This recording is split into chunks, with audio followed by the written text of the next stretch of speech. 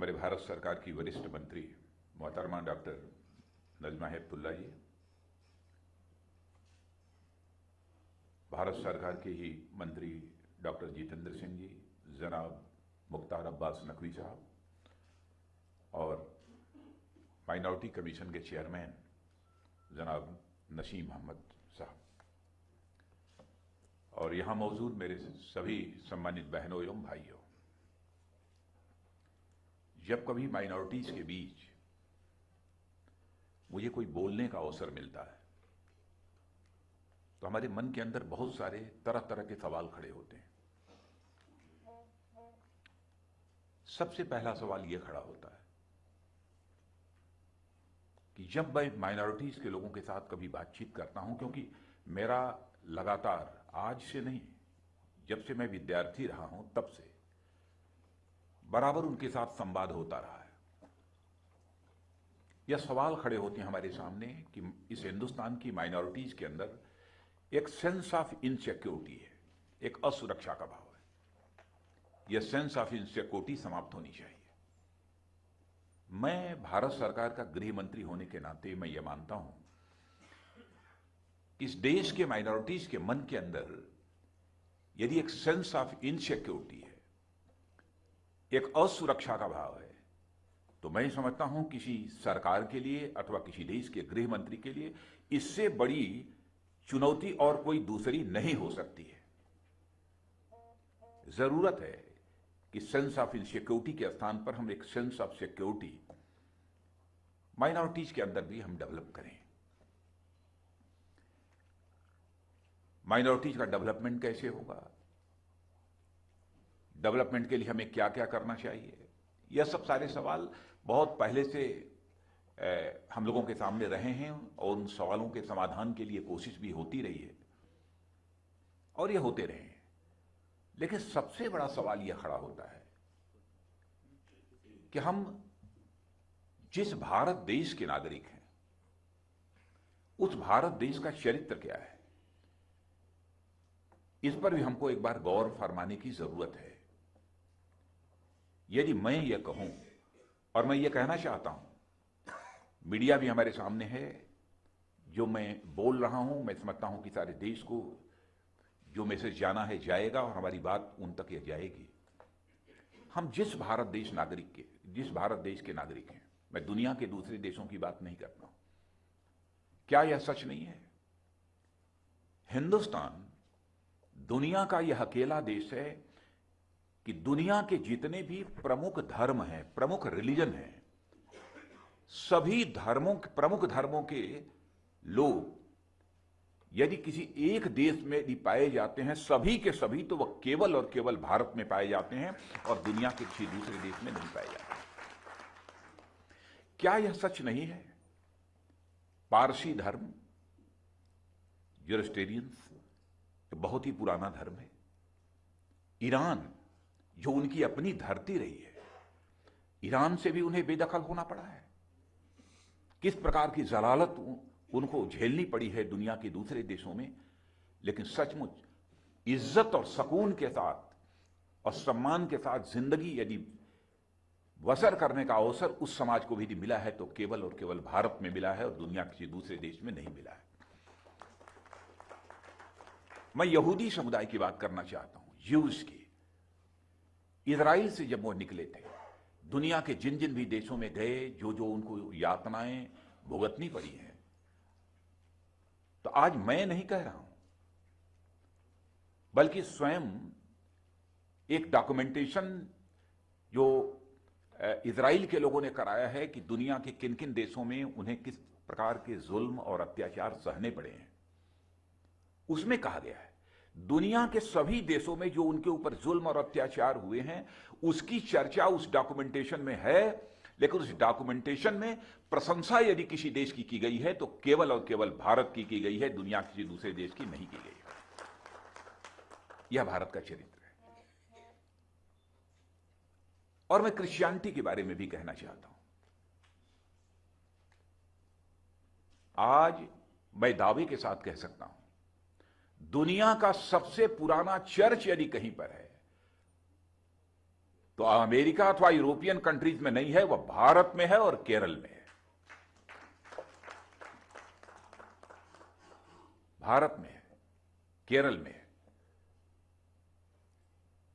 तो जिस देश का चरित्र यह हो, उस देश में हम एक दूसरे से लड़ते रहें, झगड़ते रहें, एक दूसरे के खून के हम प्यासे हों, मैं समझता हूं कि इससे बड़े दुर्भाग्य की और कोई दूसरी बात नहीं हो सकती। डॉक्टर जितेंद्र सिंह जी का भाषण बहुत ही अच्छा था। उन्होंने जो यह बात कही ना कि कुत्ते कुत्ते से नहीं लड़ते हैं, नहीं, क्या कहा आपने? कुत्ता कुत्ते को नहीं काटता, तोता तोते से नहीं। लगता है कि इन्होंने देखा नहीं है, कुत्ते कुत्ते को काटते हैं, मैंने देखा है।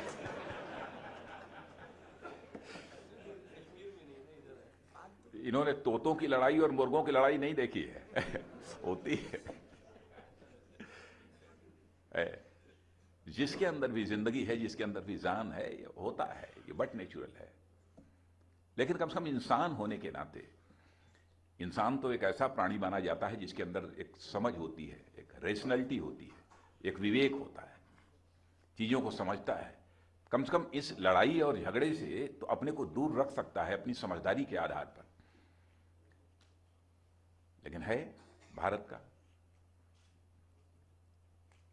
कभी कभी ये भी लोग सवाल खड़ा करते हैं कि साहब जो हमको फैसिलिटीज मिलनी चाहिए वो फैसिलिटीज नहीं मिल रही है, हमारा डेवलपमेंट जिस तरीके से होना चाहिए सरकारी उस ओर ध्यान नहीं दे रही है।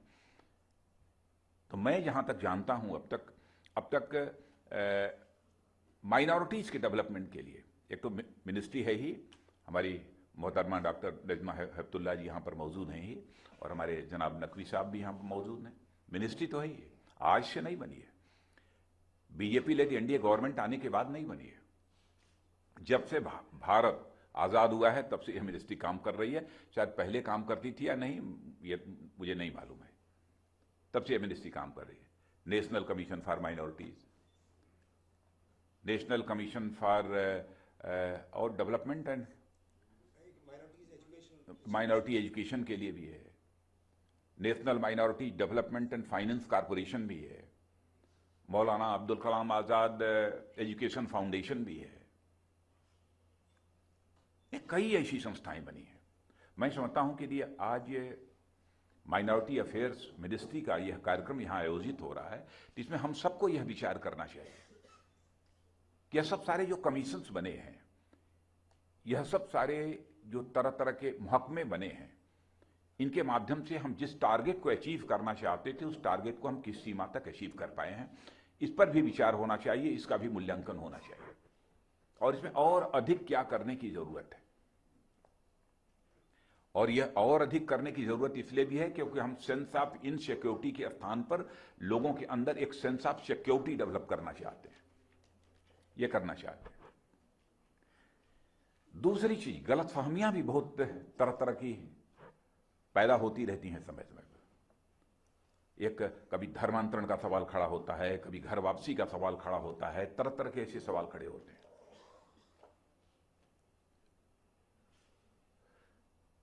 अब कभी मैं सोचता हूं यदि मेरी कोई बात गलत हो तो मैं चाहूंगा कि आप मुझे कभी बाद में आप ये बतलाएं, अथवा यदि माइनॉरिटीज के लोग यहां पर मौजूद हैं इस कार्यक्रम में, और कल तक शायद यह कार्यक्रम चलने वाला है कि आज ही तक, आज यह कार्यक्रम चलेगा, उस पर विचार करिए। मैं ऐसा नहीं है कि जो मैं कह रहा हूं वही सच है, इसके अतिरिक्त और कोई दूसरा सच नहीं हो सकता है, ऐसा नहीं है। पहली बात कि मैं तहे दिल से, आज से नहीं है, बचपन से, जब से मैं सार्वजनिक जीवन में काम कर रहा हूं, मैं बराबर कहता रहता हूं इस देश के माइनॉरिटीज यानी अल्पसंख्यक समुदाय की देशभक्ति के ऊपर सवालिया निशान नहीं लगाया जा सकता है। या आज से नहीं, बहुत पहले से ही मैं बराबर ये कहता रहता हूं। लेकिन ये धर्मांतरण, घर वापसी, इन सब सारी चीजों को लेकर भी तरह तरह की चर्चाएं चलती रहती हैं, तरह तरह की गलतफहमियां पैदा होती हैं। मैं इस संबंध में यह कहना चाहता हूं, यदि इसके कारण गलतफहमियां पैदा होती हैं तो क्या हम इसके बारे में विचार नहीं कर सकते कि इसका समाधान क्या हो सकता है? संसद में यह भी सवाल उठा था कि साहब इसे रोका जाना चाहिए, सरकार नहीं रोक रही है। माने हर काम सरकार ही करे। मैं समझता हूं कि बहुत सारे ऐसे काम होते हैं कि केवल सरकार ही नहीं कर सकती, उसमें समाज के सहयोग की आवश्यकता होती है, तभी वह काम पूरा हो सकता है। हर काम सरकार नहीं कर सकती। अब जैसे एजुकेशन के बारे में ही मैं कहता हूं, केवल सरकार एजुकेशन की जिम्मेदारी को पूरी तरह से निभा देगी, ऐसा मैं नहीं मानता हूं। समाज के सहयोग की भी जरूरत होगी। आपने देखा होगा, इसीलिए समाज का भी पार्टिसिपेशन एजुकेशन के क्षेत्र में है, पहले से ही रहा है। तो ये धर्मांतरण और ये सब सारी जो चीज, क्या अपने अपने धर्मों का पालन करते हुए एक दूसरे के साथ भाईचारे का रिश्ता बनाकर कायम रखकर लोग नहीं चल सकते हैं? क्या जरूरत है धर्मांतरण की? और मैं ये नहीं कह रहा हूं कि जो मैं कह रहा हूं बिल्कुल आप उसे मानिए। मैं केवल एक बहस के लिए, एक विचार के लिए आपके समक्ष मैं विषय रखना चाहता हूं। क्या भारत का जो एक एंशियंट एक ट्रेडिशन रहा है, एक प्राचीन जो हमारी परंपरा रही है, और जो मेथोडोलॉजी है हमारे भारत की प्राचीन, उसकी जो वैल्यूज हैं, उन वैल्यूज के आधार पर तो प्रारंभ से लेकर, प्राचीन काल से लेकर आज तक दुनिया के जितने प्रमुख धर्म हैं, सारे धर्मों के मानने वाले लोग भारत में रह रहे हैं। तो क्या उन वैल्यूज में कहीं पर कोई दोष है कि हम एक दूसरे से लड़ रहे हैं? क्या हमको एक दूसरे के ऊपर अपनी सुपरमेसी कायम करना यह आवश्यक है? व्यक्तिगत रूप से मुझसे यदि कोई पूछे तो मैं कहता हूं ईश्वर एक है। जैसे महात्मा गांधी कहा करते थे, वैसा मैं भी मानता हूं ईश्वर एक है। चाहे उसको राम कह लीजिए, कृष्ण कह लीजिए, चाहे पैगंबर मोहम्मद साहब कह लीजिए, चाहे ईसा मसीह कह लीजिए, जो भी कहना हो कह लीजिए, गुरु नानक कह लीजिए, जो भी कहना हो कह लीजिए, परमात्मा तो एक ही है ना, उसी की हम औलाद है ना। तो क्या हम इस पर भी विचार कर सकते हैं कि हम अपने अपने धर्मों का पालन करते हुए एक दूसरे के साथ भाईचारे का रिश्ता बनाकर रखने की कोशिश अपने तय करेंगे सारे देश भर में? क्या हम इसके बारे में नहीं सोच सकते? हम क्यों धर्म परिवर्तन कराते हैं? क्यों धर्म परिवर्तन कराते हैं? हम सेवा यदि करना चाहते हैं तो ठीक है, हम सेवा करें, लेकिन क्या सेवा धर्म परिवर्तन के लिए की जाएगी?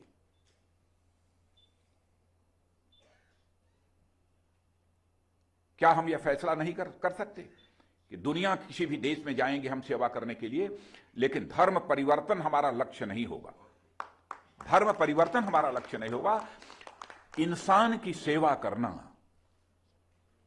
सकून की जिंदगी मनुष्य यदि जीत सकता है तो इंसाफ और इंसानियत के आधार पर ही जीत सकता है, और किसी दूसरे आधार पर सकून की जिंदगी नहीं जी सकता है। इस हकीकत को कोई नकार नहीं सकता। लोग कहते हैं कि साहब धर्म परिवर्तन लोग अपने से करा लेते हैं, कर लेते हैं, हम रोकते नहीं, धर्म परिवर्तन की आजादी है।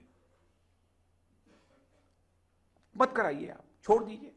चाहे जितने मुसलमान हो अपने धर्मों का पालन करें, उनकी जनसंख्या बढ़ती जाए, कोई हर्ज नहीं। जितने क्रिश्चियंस हैं वो अपने अपने धर्मों का पालन करें, जितने हिंदू हैं वो अपने अपने धर्मों का पालन करें। कन्वर्जन का सिलसिला वो न हो वहां पर। क्यों कन्वर्जन? क्या हम कन्वर्जन के बारे में देश में एक सकून का माहौल कायम करने के लिए क्या हम इस पर यह फैसला नहीं कर सकते कि हम इस धर्मांतरण को रोकेंगे? और मैं आपसे पूछना चाहता, अकेला दुनिया का देश यह भारत है। दुनिया के दूसरे देशों में चले जाइए, माइनॉरिटीज यह डिमांड करती हैं कि एंटी कन्वर्जन लॉ बनना चाहिए। माइनॉरिटीज डिमांड करती हैं, लेकिन भारत में ऐसा नहीं है कि माइनॉरिटी डिमांड करती हूं कि यहां पर एंटी कन्वर्जन लॉ बनना चाहिए। क्यों नहीं आप इसके बारे में विचार करें? यह बात मैं पुनः दोहराना चाहता हूं अपनी बात, कि जो मैं कह रहा हूं आपके विचार के लिए मैं कह रहा हूं, और मैं चाहूंगा कि इस देश के जो अच्छे राइटअप लिखने वाले लोग हैं, अच्छे लेख लिखने वाले लोग हैं, इस पर अपने विचार व्यक्त करें। बहस होनी चाहिए, बहस से ही बहुत अच्छी बातें निकल कर आती हैं।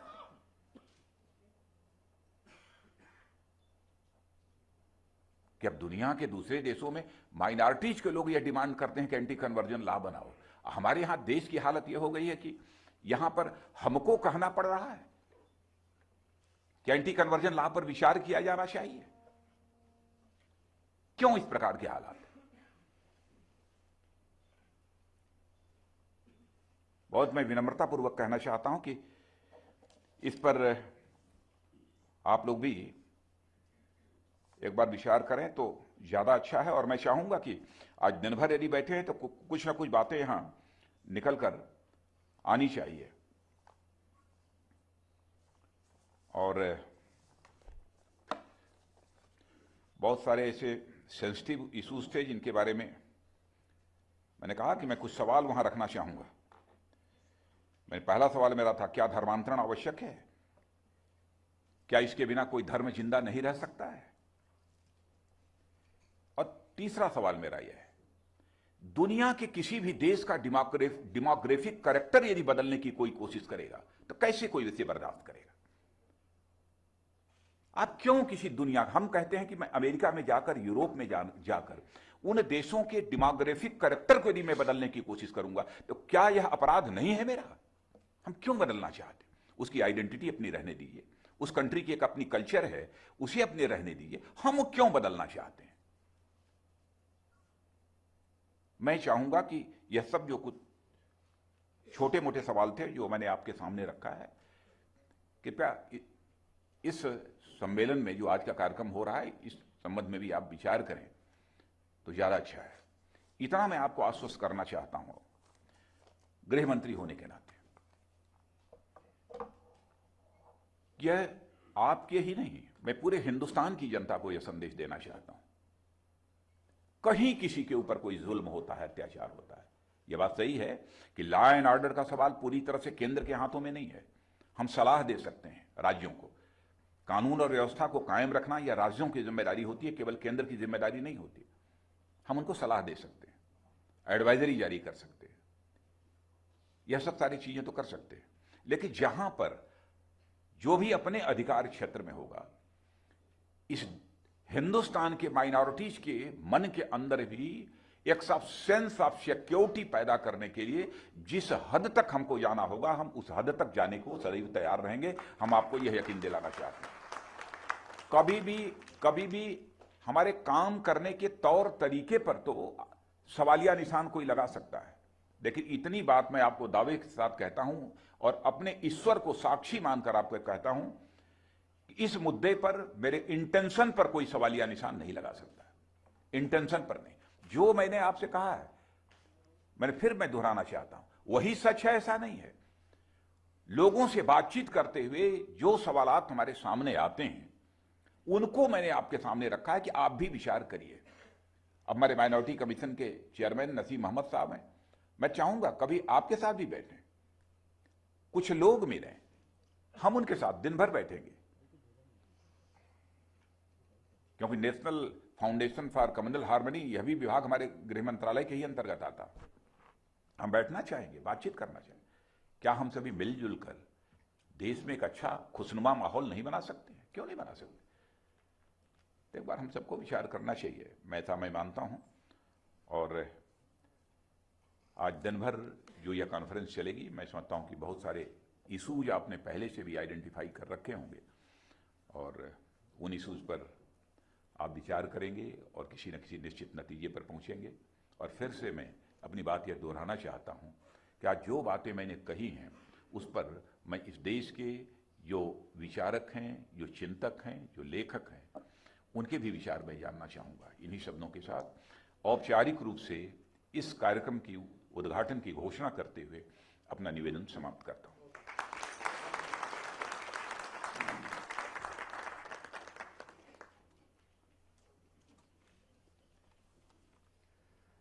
माननीय गृह मंत्री जी, आज जो आपने संदेश दिया है, मैं समझता हूं जो जयपुर में संदेश था आपका, उससे भी बहुत अधिक एक ये पावरफुल मैसेज आपने दिया है। जो आपने हमें बोला है इश्यूज रेस करने के लिए, वो तो हम आज करेंगे ही, लेकिन आपने कुछ हमें ऐसी बातें बता दी हैं कि अगले जो हमारे स्टेट माइनॉरिटी कमीशन की मीटिंग्स होती हैं तो उसमें क्या हम सब्जेक्ट्स रखेंगे, वो भी हमें आपके भाषण से पता चल गया है। मैं आपको बताना चाहूँगा, जैसा आपने सही, यह भी आप लोगों से मैं अपील करना चाहता हूं और दिल की गहराइयों से अपील मैं करना चाहता हूं। यहां तो संख्या कम है, लेकिन मीडिया के लोग हैं, यह मैसेज जाएगा लोगों तक। यह बिल्कुल मत मानिएगा, बिल्कुल मत मानिएगा दिल में कि हम यदि अपनी सच बात यदि कुछ बोल दें अथवा हमारे दिलो दिमाग में जो बात बोल दें तो सरकार में बैठे हुए लोग नाराज हो जाएंगे। मैं यदि आप मेरे खिलाफ बोलेंगे, आप मेरे लिए कुछ बदजुबान भी यदि बोल देंगे, तब भी मैं उसका स्वागत करूंगा। मैं आपको यकीन दिलाना चाहता हूं। दिल में यही हो सकता है कि हमारी बात कुछ ऐसी हो जो लोगों को अच्छी न लगे, ये होता। आप ये बतलाइए कि आपने जो यह कहा है, आपकी बात ये ठीक नहीं है, जस्टिफाइड नहीं है। क्यों नहीं जस्टिफाइड है, इसके फला फला कारण है, खुलकर बतलाइए। और मैं चाहूंगा कि इस संबंध में कुछ लोग लिखकर मेरे पास यदि भेज सकते हो तो भेजें।